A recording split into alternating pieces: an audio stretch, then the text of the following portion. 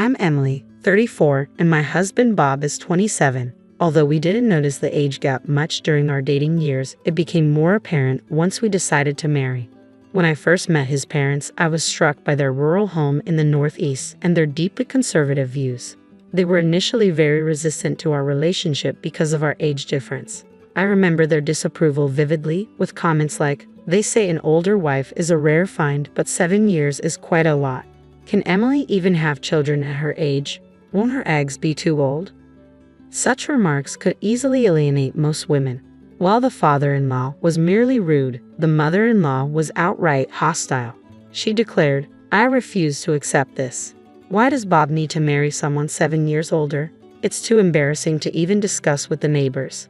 He'll soon be back here to take over the family business. And with your city background, you're simply not suited to be our daughter-in-law." Bob and I had been together for 6 years, and I had devoted nearly all my late 20s to him. I was committed to marrying him, and after living together for a few years, I didn't have the energy to search for someone else. In my frustration, I pushed Bob into proposing, and he reluctantly agreed. Perhaps due to his youth or just his nature, he seemed to prefer keeping things as they were. When his parents opposed our engagement, he quickly shifted his stance, saying, "See, I told you it was too soon to get married. We can just register our marriage later." I responded firmly, "It's not too soon. The age difference will change no matter how much time passes." Turning back to his parents with a polite smile, I said, "Yes, I am older than Bob, but that's something beyond our control. I promise to do my best to prove myself as a worthy daughter-in-law. I'm not perfect, but I hope you can accept me." Though they agreed with some reluctance, Bob's sister was adamantly opposed. At our first meeting, she bluntly declared, "Just so you know, don't refer to me as your sister-in-law. It's completely unacceptable for my brother to marry someone older than me." Looking back, I realized I was naive. Yet, with the confidence of someone who had navigated difficult clients in my work, I believed I could handle it. I now understand what they call bride bullying. I convinced myself that moving back to the countryside to live with the in-laws was not as bad as the horror stories I had read online. I should have called off the wedding at that point, but as they say, hindsight is 20/20. Now, a year later, I deeply regret getting married. Although our daily life and work routines didn't change much after we registered our marriage, one major shift was the frequent phone calls Bob started receiving from his mother. I could only guess what they were about, likely questioning when we moved back home and probably urging him to consider divorce. Whenever Bob received calls from his mother, he would retreat to another room or the bathroom, trying to shield me from overhearing.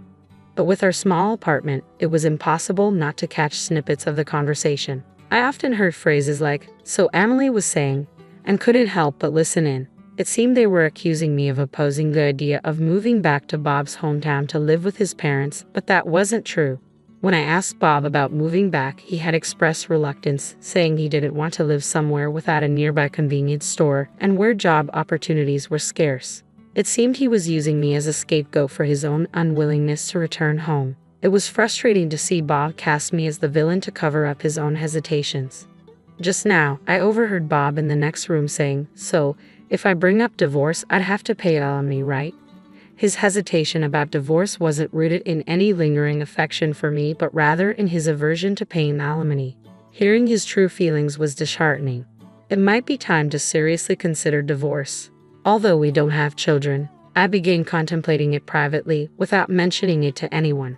Shortly after, I received a call about Bob's sister's upcoming wedding, prompting us to take the express train back to his family's home for the ceremony.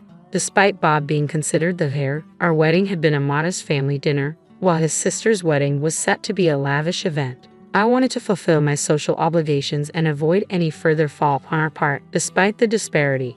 The wedding was scheduled for the middle of a 3-day weekend, so Bob and I arrived at his family's home the day before. Bob's sister's fiancé is from a neighboring city, and the wedding was set to take place at a venue there, with plans for the relatives to travel by chartered bus on the day of the event. As the family home became a hub for relatives, they began arriving in droves. The ceremony was set for just after 2:00 p.m. To avoid overcrowding the venue's dressing rooms, the venue staff, hairdressers and dressers came to the house, and even Bob's parents were getting dressed up. Our own wedding had been more of a simple family dinner, so we wore slightly nicer everyday clothes. The contrast in treatment was stark and surprising. I had changed into the dress I had splurged on for the occasion, done my makeup, and was setting my hair when my father-in-law called out, "Hey Emily, could you serve some refreshments to the relatives waiting?"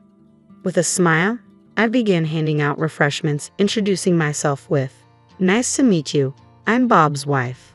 Please enjoy the refreshments," and trying to make my presence felt with the poise of a seasoned TV announcer. Despite my mother-in-law's suggestion to stay in Bob's room, I was eager to fulfill my role and make a good impression. I was determined to make a positive impression. Shortly after, the bus arrived to take us to the wedding venue. The relatives boarded with excitement, and as I prepared to join them, my mother-in-law called out, "Wait a minute, Emily. I forgot the pearl necklace. Could you go get it?" "Really, in this formal dress?" I asked. She insisted, "It's in the drawer on top of the dresser in my room. It's a keepsake from my mother. Please hurry and bring it." "Understood. I'll look for it now," I replied. I hurried to my mother-in-law's room and began searching through the cluttered dresser drawer. The necklace wasn't immediately visible, and with everyone else already on the bus, I started to feel anxious. After about 5 minutes, I found a box that looked promising. I opened it quickly and dashed to the entrance, only to see that the bus had already left. The entire family, including Bob, had departed without me. "You've got to be kidding," I exclaimed, rubbing my eyes in disbelief. The bus was nowhere in sight. I panicked, realizing I'd left my cell phone in my bag, which had already been loaded onto the bus. I knew the venue's name but didn't have the phone number. Without my phone, I couldn't reach Bob, and without my wallet, I couldn't even get a taxi. What was I going to do? For a moment, I felt a wave of despair, but then I thought, do we even need to go to the wedding? My enthusiasm for the event had completely evaporated. It wasn't just my first time meeting the relatives. Surely, my in-laws and Bob must have noticed I wasn't on the bus. Their departure without me seemed unnecessarily cruel. The idea of divorce crossed my mind, but simply ending the marriage seemed too easy. I wanted revenge. After some contemplation, I devised a plan. I stepped outside with a calm demeanor and a smile, preparing to execute my scheme. When the relatives, in-laws, and Bob returned from the wedding around 5:00 p.m., they were visibly drunk. By then, I had gathered all my belongings except for the bag that had gone with them. I found a taxi company's number in a phone book next to the in-laws' home phone and called, requesting a taxi to pick me up in 30 minutes. Everything was set. I greeted them at the bus with an innocent expression. Bob's face showed guilt when he saw me, but he didn't say a word.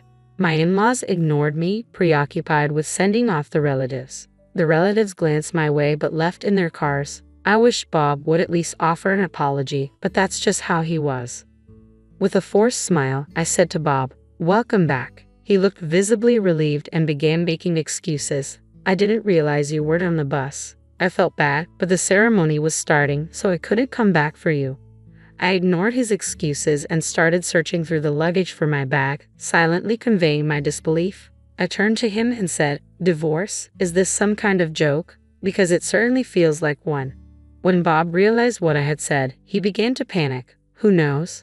I'm surprised you think such a petty lie would work. So what if you weren't noticed?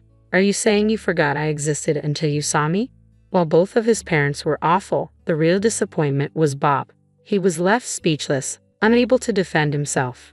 Then my father-in-law, after sending off the relatives, chimed in, "Come on, it was just a little forgetfulness on both sides.